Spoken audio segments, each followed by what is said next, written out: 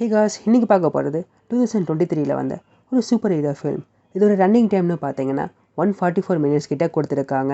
இந்த படத்தோட ஸ்டோரியை ரொம்பவே சிம்பிளாக சொல்ல போனால், பெரி ஆலன், அதாவது நம்ம ஹீரோவான ஃப்ளாஷ், இவர் தன்னால் டைம் ட்ராவல் பண்ண முடியும், அதாவது கடந்த காலத்துக்கு போக முடியுங்கிறத தெரிஞ்சுப்பாடு. நம்ம ஹீரோவோட பாஸ்ட் பார்த்தீங்கன்னா, இவருடைய அம்மா இறந்துருப்பாங்க ஒரு சில அன்னோன் பர்சனால். அது மட்டும் இல்லாமல் அதுக்கு காரணமாக இருக்கிறது இவருடைய அப்பா தான் சொல்லிட்டு போலீஸ் அரெஸ்ட் பண்ணிடுவாங்க.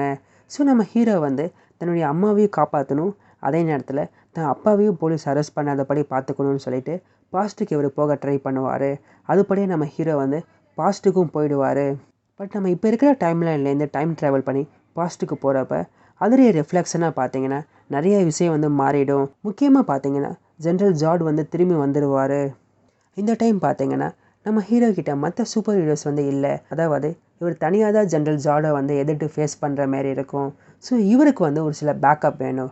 அதாவது இவர் பேட்மேனை தேடி கோத்தமுக்கு போவார். நம்மளுடைய ஹீரோ, அதாவது அந்த ஒரு டைம்லைனில் இருக்கிற ஒரு ஃப்ளாஷ் ப்ளஸ் பாஸ்ட்டுக்கு வந்திருக்கிற இந்த ஃப்ளாஷ், இவங்க 2 பேருமே சேர்ந்து பேட்மேனை தேடி போவாங்க.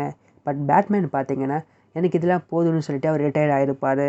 பட் ஒரு ஸ்டேஜுக்கு அப்புறமா நம்ம ஹீரோ பேட்மேனை கன்வின்ஸ் பண்ணிவிட்டு இவங்க 3 பேருமே சூப்பர்மேனை தேடி போவாங்க.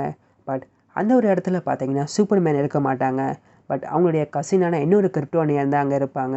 அந்த ஒரு ஃபெசிலிட்டிலேருந்து அவங்கள ரெஸ்கியூ பண்ணிவிட்டு இவங்க வேற ஒரு இடத்துக்கு போவாங்க. இந்த சேம் டைம் ஜென்ரல் ஜார்ட் பார்த்தீங்கன்னா அவருடைய பிளானை எக்ஸிக்யூட் பண்ண ஆரம்பிச்சிருப்பார். ஸோ நம்ம இதுக்கப்புறமா தவிர்க்கிற ஒவ்வொரு நேரமும் எல்லாருக்கும் ஆபத்து இருக்குது அப்படின்னு சொல்லிட்டு நம்மளுடைய ஃப்ளாஷ் ப்ளஸ் மற்ற சூப்பர் ஹீரோஸ் ஜென்ரல் ஜோர்ட் அவருடைய ஆர்மிக்கு அகேன்ஸ்டாக ஃபைட் பண்ண போவாங்க.